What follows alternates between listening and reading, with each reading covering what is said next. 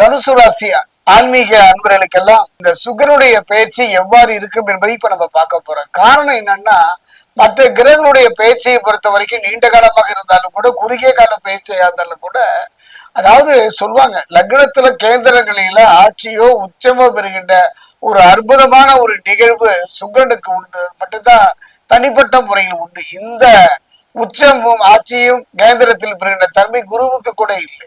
அந்த வகையில ஒரு அற்புதமான ஒரு நிகழ்வு இவனுடைய பயிற்சி. சுக்கரனுடைய பயிற்சி தான் சோழி பிரசன்னத்துல முதன்மையாக நான் கருதுவது. காரணம்னா, மற்ற கிரகங்கள் தரக்கூடிய கெடுபலனை கூட நற்பலனாக மாற்றுகின்ற இயல்பு இவனுக்கு உண்டு. அந்த வகையில சுக்கரனுடைய பயிற்சி பாத்தீங்கன்னா இந்த கார்த்திகை மாதம் வருகின்றது. அந்த வகையை பார்க்கும்போது 26/11/2025 இருந்து 20/12/2025 குறுகிய கால பயிற்சி தான். அதே நேரம் பாத்தீங்கன்னா துலாமில் இருந்து ஒரு விருச்சிகத்துக்கு பயிற்சி ஆகின்றார்.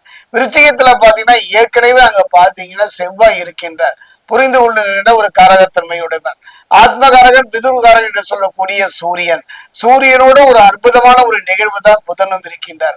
அங்கு கலத்திரகாரகன் சுக்கிரன் செல்லுவது தனுசு ராசிக்கு எவ்வாறு இருக்கும்? அதே நேரம் பாத்தீங்கன்னா குரு பகவான் தன்னுடைய அதிசாரமாக முன்னோக்கி கடகம் வந்த கடகத்திலிருந்து திரும்பவும் தன்னுடைய பழைய இடம் மிதுனத்தை நோக்கி நகர்ந்து விட்டார். சனி பகவானை பொறுத்த வரைக்கும் வக்ரமானார், வக்ர நிவர்த்தி ஆகின்றார்.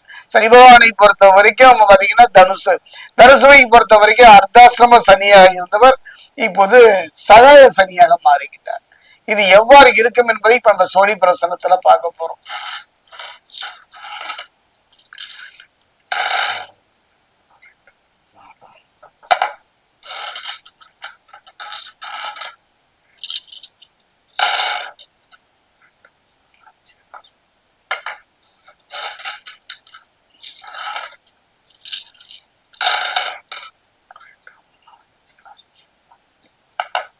தனுசு ராசி ஆன்மீக சகோதர சகோதரிகளை ஒரு அருமையான ஒரு மாற்றங்க. இதுவரை தடைபட்டு போன தடை நீங்குகின்ற ஒரு அருமையான சந்தர்ப்பம். பிரச்சனைகளை சந்தித்து வந்த உங்க வாழ்க்கையில அந்த பிரச்சனையிலிருந்து விடுபடக்கூடிய ஒரு அருமையான சந்தர்ப்பம். விரைய செலவை மட்டுமே சந்தித்து வந்தீர்கள். அந்த விரைய செலவு சுப செலவாக மாறுகின்ற ஒரு நல்ல நல்ல மாற்றங்களை எல்லாம் இந்த குறுகிய காலத்தில் பெற போகின்றீர்கள். கடந்த காலத்தில் எதையெல்லாம் இழந்தீர்களோ இழந்ததை திரும்ப பெறுவதோடு எதிர்காலத்துல பயம் இல்லாம மனக்கலக்கம் இல்லாமல் வாடுகின்ற ஒரு தன்னம்பிக்கையும் தைரியமும் தரக்கூடிய ஒரு பயிற்சி தான் இந்த சுக்கிர பயிற்சியாக அமைகிறது என்பதைத்தான் சோழி பிரசனம் சொல்கின்றது. அதே நேரத்துல பாத்தீங்கன்னா மனக்கசப்புகள் சொல்லுவாங்க.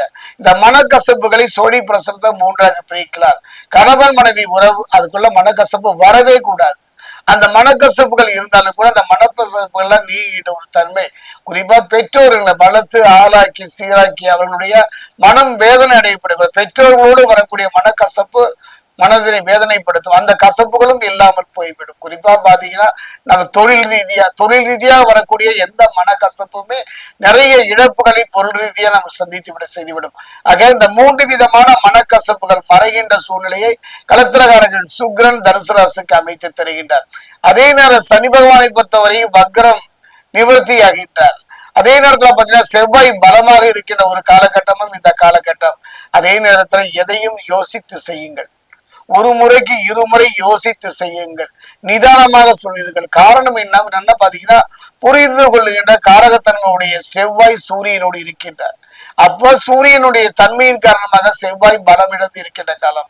ஒரு திருமண பேச்சா இருக்கலாம், ஒரு புதிய தொழில் தொடக்கமா இருக்கலாம், இல்ல பிள்ளைகளை பற்றி ஒரு நலனா இருக்கலாம். எதுவாக இருந்தாலும் ஒரு முறைக்கு இருமுறை யோசித்து செயல்படுங்கள். குறிப்பா புதன் அங்கு இருப்பதனால அற்புதமான ஒரு மாற்றம். வெறுத்து ஒதுக்கியவர்கள் கூட உங்களை நெருங்கி வருகின்ற ஒரு சம்பத்தை, குறிப்பா கலைத்துறையில ஆன்மீகத்துல அரசியல்ல இருப்பவர்களுக்கெல்லாம் ஒரு அருமையான சந்தர்ப்பத்தை புதன் அமைத்து தருவார்.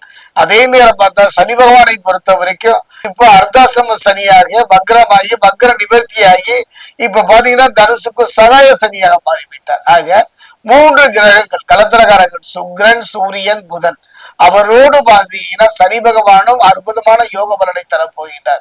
குரு பகவானை பொறுத்த வரைக்கும் தனுசு ராசியை பொறுத்த வரைக்கும் ஒரு அருமையான சந்தர்ப்பம். கலத்திர குருவாக இருக்கின்றார். குடும்பத்துல இது தேவைங்க மனிதனுடைய வாழ்க்கையில. இந்த கலத்திர குருவை பற்றி சொல்லணும். ஆனாலும் கூட குறுகிய காலமா இருப்பதனால ஒரு பொற்காலம். ஒரு மனிதன் கோடி கோடியாக சம்பாதித்தாலும் இழந்ததை திரும்ப பெறுவதற்கான ஒரு அற்புதமான ஒரு காலம்.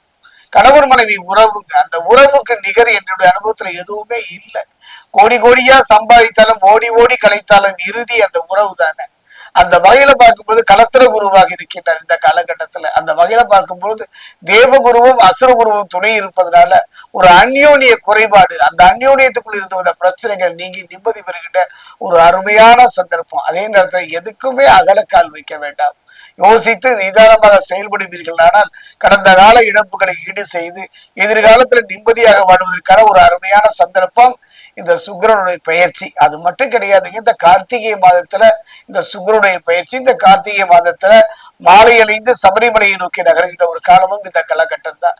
திருவண்ணாமலை தீபமும் இந்த ஒரு அற்புதமான நிகழ்வு தான். இதற்கு இடையில பாத்தீங்கன்னா ஒரு நிகழ்வு, அதாவது நரசிம்மர் நமக்கு எல்லாம் தெரியும். தன் பக்தனை அடைத்தான் என்பதற்காக ஓடி வந்தார், எதையும் யோசிக்காமல். அப்படிப்பட்ட நரசிம்மர் தனது மூன்றாவது கண்ணை திறப்பதாக ஒரு நம்பிக்கை. அந்த வகையில பார்க்கும் பொழுது எத்தனையோ வேதனைகள், கவலைகள், துன்பங்கள், துயரங்கள் இருந்தாலும் ஒரு முறை நீங்கள் தயவு செய்து நரசிம்மர் ஆலயம் சென்று அவரை மனமுருக பிரார்த்தனை செய்யுங்க. செய்ய முடியலன்னா வீட்டுல கொஞ்சம் பானகம் செய்து அதை நரசிம்மரை முன்னே இருப்பதாக நினைத்து அந்த பானகத்தை வைத்து வழிபாடு செய்யுங்க. அருகில் உள்ள பெருமாள் ஆலயம் சென்று அந்த பெருமாள் ஆலயத்துல ஒரு தேங்காயை வாங்கி இரண்டாக உடைத்து அதில் உள்ள நீரை வெளியேற்றி நெய்யை நிரப்பி தீபம் ஏற்றி வழிபடுவீர்களானால் நல்ல ஒரு மாற்றம், ஒரு நல்ல முன்னேற்றம் சுக்கிரனால தனுசு ராசி பெறுவீர்கள்.